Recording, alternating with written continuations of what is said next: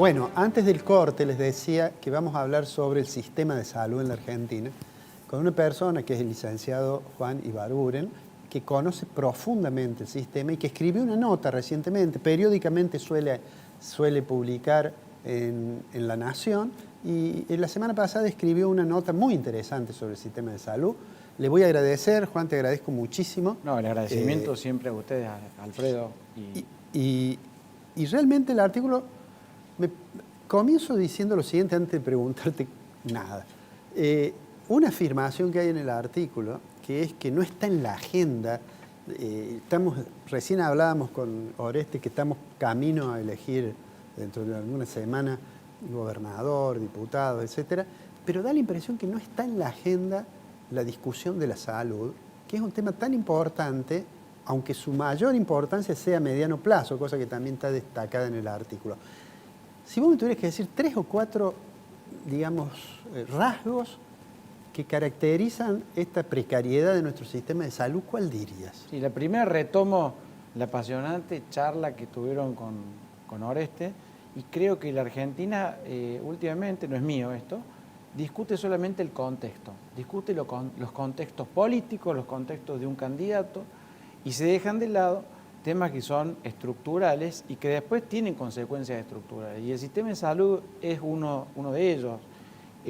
Los 3 puntos fundamentales es una verdad repetida, es que tenemos un sistema que está fragmentado, que no está para nada integrado, que constitucionalmente en los 90, cuando se delega la responsabilidad de la salud a las provincias, se las delega sin fondos suficientes, y después las provincias tampoco tienen una capacidad de contralor que garantice debidamente el acceso a la salud. Eso hay que decirlo, no de cara a una teoría, sino con los resultados a la vista. Y por otro lado, algo que por ahí incomoda, y por eso quizá este tema es postergado en los debates, y es que la Argentina es el único país en el mundo que delega gran parte de la administración de sus recursos a gremios que no tienen ningún tipo, que son las obras sociales sindicales, que no tienen ningún tipo de control cierto sobre los fondos que administran. Y como corolario de eso, la mayoría están en quiebra. Entonces, nos manejemos con economía a partir de la evidencia o de esa naturaleza de observaciones, no solamente con respecto, porque uno puede analizar un mejor o peor sistema con mayor o menor rendimiento a nivel mundial. Hay varios casos que uno podría citar, Suiza, bueno, hay una serie de lugares que uno puede citar como la panacea en cuanto a la combinación entre la no discrecionalidad científica y la garantía de acceso y la calidad sanitaria, y a su vez la racionalidad económica. Pero eso en Argentina no se puede empezar a discutir, en primer lugar por esto que acabas de decir, Alfredo, porque no forma parte, no de la agenda solamente de los políticos, de los cuales creo que es genuino reclamarlo, sino que no forma parte de la agenda, y ahí hay que ser autocrítico, de la sociedad. Una sociedad, digo en el artículo, quizá agobiada por la inflación, agobiada por el corto plazo, agobiada por la inseguridad, y que no deja de ver un problema que está a la vuelta de la esquina, porque los años pasan, todos tenemos necesidades, que vamos a demandar prestaciones del sistema de salud, y nos acordamos del sistema de salud cuando se lo necesite y no está. Tengo la pregunta. Bueno, vos sos el secretario de la Cámara Argentina de Entidades Oftalmológicas. Ustedes como Cámara, ¿han hablado con el gobierno nacional, los gobiernos provinciales, planteando esto? ¿Qué es lo que dice el Ministerio de Salud de la Nación? En fin, ¿cuál es esa relación?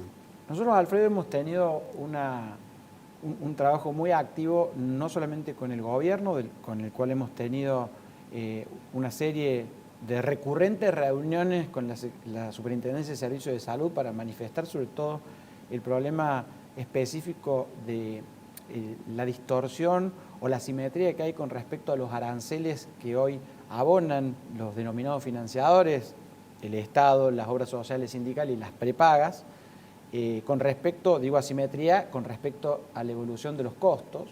En el caso de la oftalmología, siempre lo repito, tenemos una dependencia del tipo de cambio porque nuestros insumos están dolarizados al 100%, el 40% de la estructura de cualquier organización tipo está atada al dólar y a su vez las otras variables como la inflación y las paritarias también se disparan de una manera más que proporcional a la suba de nuestros ingresos. Entonces, esta temática, que te diría es de coyuntura, la venimos trabajando y venimos dejando sentadas nuestras posiciones, solicitando audiencias, algunas soluciones se han brindado, hay algún tipo de digamos, reflejo que no es suficiente, pero hemos tenido instancias técnicas acordes. No sé si darán fruto absolutamente todas. También estuvimos en el Ministerio de Salud de la Nación para poder llevar la problemática y hemos tenido encuentros con actores tanto políticos como gente que es referente en términos mediáticos o que son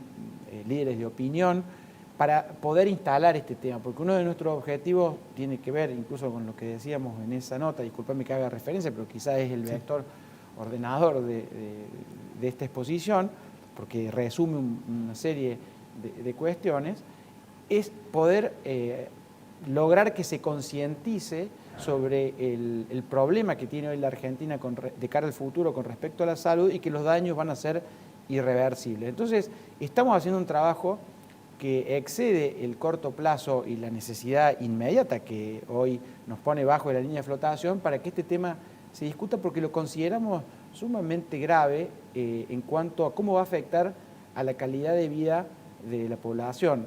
Alfredo, vos has sido profesor mío de economía en la facultad y nosotros sabemos que el ingreso per cápita es algo que de alguna manera es una medición concreta de, digamos, quizá el bienestar o las condiciones en las cuales vive una población, pero el acceso a la salud tiene una ponderación muy importante con respecto a ese ingreso per cápita. Alguien puede tener un ingreso per cápita exuberante, pero si no tiene acceso a la salud, ese ingreso no tiene prácticamente relevancia. Y digo, si uno lo compara con algunas realidades de países que hoy se toman como modelos, en donde un mozo gana $5.000 o gana más que un médico, pero si se enferman dejan toda la que juntaron y tienen que vender algunas otras cosas más. Hablando esto de acceder, en el artículo vos mencionas un concepto que es el de una cobertura universal de salud. ¿Eso es una experiencia que existe? ¿Es una propuesta que ustedes han hecho? Porque el sistema de salud tenemos el subsistema público y el privado. Y entre el paciente, ¿no es cierto?, y ustedes están las organizaciones que no son efectores de salud, sino que les pagan a ustedes. La prepaga les paga y le cobra al paciente. Bueno. Pero digo, eso que me parece que llamas... Cobertura social universal. Cobertura social Sanitario universal. Sí.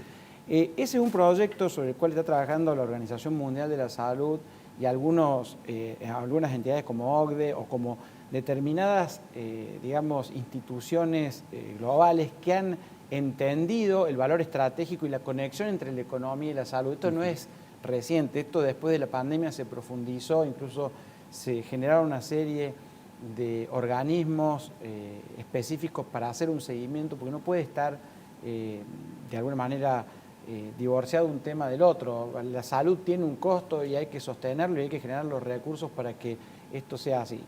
Hay, como planteamos, un avance en la agenda y se percibe un compromiso dirigencial a nivel mundial muy importante. De ahí a que se materialicen hechos, bueno, veremos. Pero la Argentina, y eso es lo que decimos en el artículo, está transitando el camino absolutamente opuesto como de costumbre, porque el sistema de salud argentino tiene una complejidad muy importante. Y hoy dar soluciones simples a problemas complejos, entrar en lo que hablaban recién de economía, es populismo. Entonces, tampoco hay que, ahogarse en la complejidad, pero hay que tratar de brindar soluciones. Nosotros desde la Cámara, con respecto a las propuestas específicas, hemos preparado, y después te lo voy a dejar a disposición a Alfredo, un decálogo sobre nuestro punto de vista de cuáles son los principales ejes en los cuales se debe empezar a debatir este tema. Algunos se toman de ese trabajo que hago referencia, pero otros tienen que ver con la realidad particular de nuestro sistema de salud y lo que nosotros consideramos, como por ejemplo el tener un sistema de financiamiento que no dependa o no le dé este papel fundamental a intermediarios que terminan generando lo que ustedes los economistas le llaman en economía internacional costo de transacción. Bueno, los costos de transacción en el sistema de salud son enormes. Te diría que distorsionan absolutamente todas las ecuaciones económicas. Y eso es lo que tenemos que empezar a discutir fundamentalmente, no para perjudicar a nadie, pero fundamentalmente para que la gente tenga acceso. Recién mencionaste, te traigo ahora el corto plazo, mencionaste que de la estructura de costos de una entidad de oftalmología hay un porcentaje muy importante, 40%, que tiene que ver con insumos importados. Supongo, y también con bienes de capital que deben ser importados. ¿Cómo están transitando este periodo de tanta restricción al acceso de moneda, de dólar, que para algunas empresas, en el caso de las empresas industriales, significa dificultades para el proceso productivo porque no tiene materia prima? Pero, ¿cómo es en la oftalmología? En la oftalmología es sumamente grave. El primer impacto que sucedió a mediados del año pasado o cuando empezaron a discutir las primeras instancias de estas restricciones, recuerdan cuando le sugerían demorar el pago, el giro de las casas matrices por 180 días, o sea que implicaba un crédito en dólares que no sé a quién se lo iban a dar. Eso repercutió de manera directa a que nos empezaron a cobrar nuestros insumos a dólar paralelo. De dólar oficial pasamos con liqui. No, a dólar el denominado blue directamente.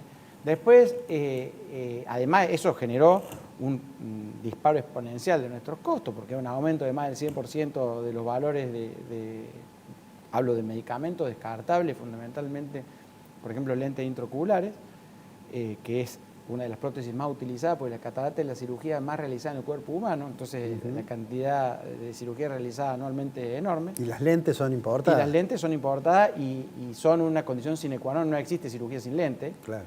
Entonces, el primer impacto gravísimo fue esta diferencia en los tipos de cambio. Debo ser honesto, los laboratorios que tienen representación o tienen casas de representación o casas matrices, pero tienen una representación nacional, las multinacionales, siguieron trabajando con el tipo de cambio oficial, pero después hicieron incrementos cercanos al 25 y al 30% en dólares, no sabemos, aduciendo a la inflación, en Estados Unidos no llega al 10%, pero bueno. Y a posteriori, lo más grave, que es lo que estamos transitando hoy, no es solamente el aumento de precios, sino es la escasez y el no poder acceder al insumo, lo cual, en el caso de una automotriz, con todo el respeto que me merece y con la gravedad económica que tiene el impacto de la no producción de un auto, es grave. Pero en el caso de la oftalmología o de la salud, implica un caso, una patología o una afección que no se puede resolver en tiempo y forma. Y eso no... ¿Qué hace la gente que tiene que operarse, tienen que ponerle una lente, porque si no lo hacen va a terminar ciego, digamos? Nosotros estamos trabajando, tuvimos también reuniones en su momento con las secretarías correspondientes, no hubo una respuesta específica. Hay cupos, hay también una falta de claridad con respecto a cuál es la situación real. Hay cosas que nosotros sabemos, tenemos certeza de que realmente hay escasez y otras cosas que uno sabe, hay especulaciones por parte de algunos sectores de la industria. Lo que sí es claro es que hay inviabilidad, ya sea desde el punto de vista económico, porque también a determinados precios es imposible asumir por más que se tenga voluntad, y ahí hay hasta un abuso sobre ese concepto de la vocación del médico. El médico tiene que trabajar por vocación o por su juramento hipocrático, sí, pero el juramento hipocrático y la vocación no le da de comer a los hijos, no manda, y la verdad es muy complicado. Y en el caso de los insumos, al haber una situación de restricción escasez, nos pone de cara a países similares, como recién hacía referencia ahora a Venezuela o a algunos países de África. Bueno, Juan, te vamos a seguir invitando y veremos cuando asuman las próximas autoridades cuál es la estrategia que tienen, si es que tienen alguna, para este problema de salud, ¿no? Porque generalmente cuando se le pregunta a la gente, ¿usted qué cree que es importante? La gente dice salud, educación, seguridad. Y uno dice, ¿qué opina el sistema educativo? Y sí, es muy malo el sistema educativo. Pero uno le pregunta, ¿y sus hijos? No, mi hijo va a un colegio que anda bien. O sea que hay como una cierta disociación, porque justamente por lo que voy a decir es que no están puestos los temas en agenda para discutir seriamente.